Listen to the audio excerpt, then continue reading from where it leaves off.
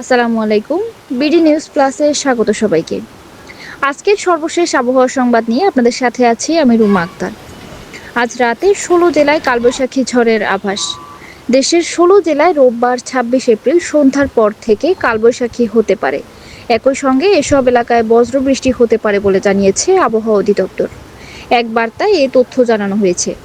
এতে বলা হয়, রোববার রাতে মৌলভীবাজার, সিলেট, মাদারীপুর, শরীয়তপুর, মাগুরা, ঝিনাইদহ, যশোর, নড়াইল, গোপালগঞ্জ, বরিশাল, লক্ষ্মীপুর, নোয়াখালী, ফেনী, খাগড়াছড়ি, রাঙামাটি ও চট্টগ্রাম জেলার কিছু স্থানে ঝোড়ো হাওয়া সহ বজ্রবৃষ্টি হতে পারে। এ সময় ঘরের বাইরে না যেতে বলা হয়েছে। এর আগে এক বার্তায় জানানো হয়, এই মুহূর্তে দেশের কেন্দ্রীয় অঞ্চল ও উত্তর পূর্বাঞ্চলে বজ্রপাত সংঘটিত হচ্ছে, যা পরবর্তীতে দেশের দক্ষিণ ও দক্ষিণ পূর্বাঞ্চলের জেলাগুলোতে অতিক্রম করার সম্ভাবনা রয়েছে। এই ছিল এখনকার মতো। ধন্যবাদ সবাইকে।